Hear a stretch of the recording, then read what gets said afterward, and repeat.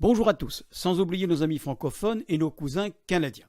Eh bien, nous allons voir maintenant le tutoriel numéro 24 du module pratique et nous sommes toujours dans le domaine de la découverte de la méthode, mais aussi de la mise en œuvre de l'applicatif de gestion et de suivi. Donc, je vais vous présenter et nous allons analyser ensemble et commenter le budget d'Aurélie et de Pierre qui sont encore une fois un budget en situation réelle. Donc là, notre tutoriel numéro 24, eh bien, il se situe, c'est une composante donc du module pratique. Et comme je vous rappelle, on a vu la méthode, l'outil, et bien là, nous allons vraiment faire la découverte de la méthode avant d'aller vraiment les mains dans le moteur, donc de faire de l'apprentissage à travers les exercices. Alors, la présentation succincte de la famille, mais surtout du budget prévisionnel d'Aurélie et de Pierre, eh bien, dans un premier temps, nous avons ici leur situation familiale. Aurélie, elle a 28 ans, Pierre, 33 ans, et ils ont 2 filles. Vous voyez, j'ai même oublié un petit S là, de 5 ans et 7 ans.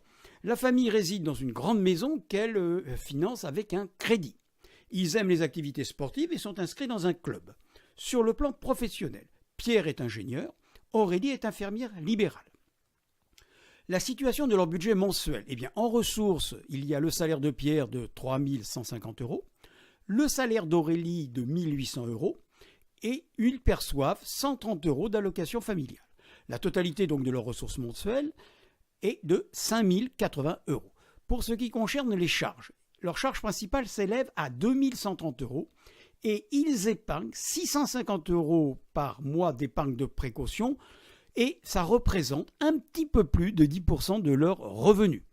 Leurs autres dépenses s'élèvent à 2 220 €. Donc on voit ici que la totalité de leurs dépenses mensuelles est de 5 000 €. On a un petit écart, mais là, ce n'est pas un problème puisque nous sommes en budget prévisionnel. Et je vous rappelle qu'on peut, en budget prévisionnel, être en plus ou en moins de 1%. Alors, le couple vit bien sûr aisément, tout en payant son crédit immobilier de 1 477 € par mois et en se constituant une épargne de précaution de 650 € par mois. Donc, vous voyez ici que ce sont des gens qui gèrent bien leur budget.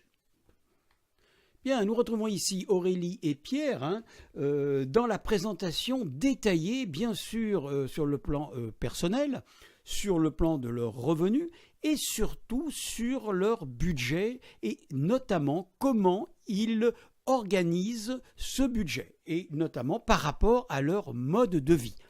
Donc, si vous voulez le lire tranquillement, moi, je vous propose, comme je vous l'ai fait dans les tutoriels précédents, c'est soit vous faites un arrêt maintenant sur image, vous lisez tranquillement et vous repartez après, soit à ce moment-là, si vous avez téléchargé donc le kit de formation, vous avez ce document-là, eh bien vous pouvez le regarder aussi tranquillement.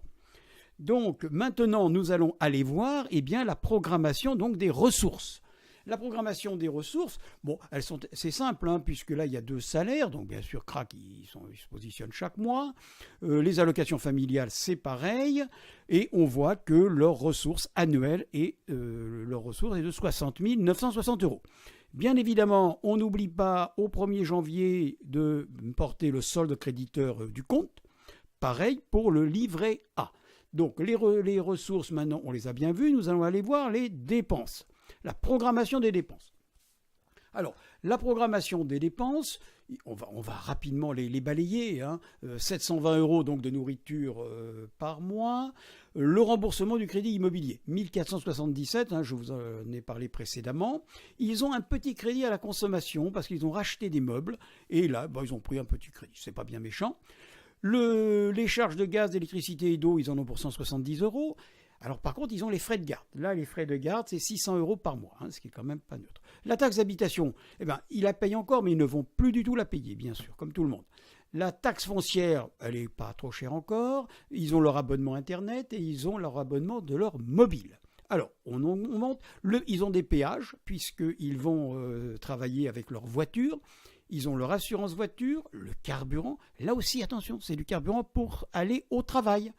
L'entretien, bien sûr, des voitures, 80 € en moyenne, bien sûr, par an. Alors, les dépenses de parapharmacie, 60 €. Les habits courants, 100 euros, c'est quand même pas mal, ça leur fait 1200 euros quand même dans l'année. Hein. Alors, ils ont des impôts sur le revenu parce qu'ils ont un reliquat, ils avaient pas assez payé il y a 2 ans, ils ont un reliquat qu'ils ont programmé de rembourser cette année. En ce qui concerne leurs loisirs, ils vont à la pizzeria une fois par mois, ils ont des soirées au restaurant, ils font des activités extrascolaires avec leurs enfants. Là, on voit qu'ils ont programmé le coiffeur de Pierre et le coiffeur d'Aurélie. Et bien sûr, ils achètent des petits cadeaux pour les enfants. Quant aux vacances, on les voit bien. Ils ont bien programmé leurs vacances. Et ils ont aussi, et notamment, leur épargne. Donc, vous voyez qu'ils ont bien ici leur épargne de 650 euros. Alors, ils le répartissent 500 euros sur le livret A et 150 euros donc sur le livret de développement durable. Eh bien, on a vu donc là la programmation, on voit ici les 59 770 donc de dépenses. Et bien maintenant, on va aller voir comment tout ça se présente sur le budget prévisionnel. Voilà. Eh bien, le budget prévisionnel, on voit notre camarade Arthur, il est content. Là. Puis en plus, il y a 1190 euros de rap, comme on dit. Donc, il est vraiment content. D'ailleurs, on applaudit. Alors, on va balayer rapidement, comme d'habitude, le bilan prévisionnel. Les ressources, bilan prévisionnel des ressources, pas de problème. Les dépenses, on le voit ici. Alors, on va s'attarder ici au petit trou de gestion. Donc ici, on a un petit trou de gestion, mais pas de problème. On couvre largement en trésorerie parce que le compte en banque est créditeur. Pareil, donc, au mois d'août. Alors, ça se comprend parce que c'est là où on a les grosses dépenses pour les vacances, Donc, quand on va au pied de page, comme on dit, on voit quand même que leur avoir, bien évidemment, il a augmenté. Il augmente, bien sûr, c'est l'avoir du 1er janvier plus ce qui reste, ce qu'on a gagné à la fin de l'année. Et leur avoir général est de 23 190,52 euros. Voyons un petit peu les indicateurs. Donc, les indicateurs ici, on voit bien nos 2 petits trous qu'on a eus. Le 0, je vous rappelle, étant ici. Et on voit que le solde a toujours été créditeur. Répartition des dépenses, on voit qu'ils font le logement, c'est quand même 54% de leur budget. Bien évidemment, quand on voit la mensualité de leur crédit immobilier, elle est importante, mais c'est un effort qu'ils ont voulu faire. Enfin, la répartition des ressources, bien évidemment, c'est surtout leur salaire qui est majoritaire. Donc voilà. Écoutez, on peut dire que ce budget est bien équilibré. Maintenant, c'est vrai que quand on a des bonnes ressources, c'est quand même plus facile de gérer. Voilà, écoutez, nous allons quitter donc Aurélie et Pierre et nous allons retrouver dans le tutoriel 25, toujours en découverte, nous allons découvrir le budget de Solène et Thomas avec leurs enfants. Donc toujours, je vous rappelle, nous sommes en situation réelle. Alors, comme d'habitude, je vous rappelle que vous pouvez télécharger donc le kit de formation pratique donc sur mon site Gérer son budget, vous aurez tous les documents, vous pourrez travailler dessus. Et surtout, si vous avez une question à me poser à titre personnel sur votre propre budget, ou par exemple une explication qui ne vous aurait pas satisfait, à ce moment-là, vous n'hésitez pas à me passer un petit mail et moi, je me ferai un plaisir de vous répondre. Alors, comme d'habitude, dans le petit coin à droite, je vous suggère de vous abonner à ma chaîne, puisque dans un temps un petit peu futur, je vais traiter de 3 thèmes budgétaires qui me tiennent à cœur. Alors, le premier, c'est la gestion financière d'une association. Le deuxième, c'est la gestion budgétaire d'une mairie, donc d'une collectivité territoriale. Et le troisième thème, c'est la gestion dans le temps d'un plan de surendettement, de façon à voir comment la personne qui est surendettée peut revenir rapidement à une situation normale, donc à son équilibre. Je vous dis dans le prochain tutoriel.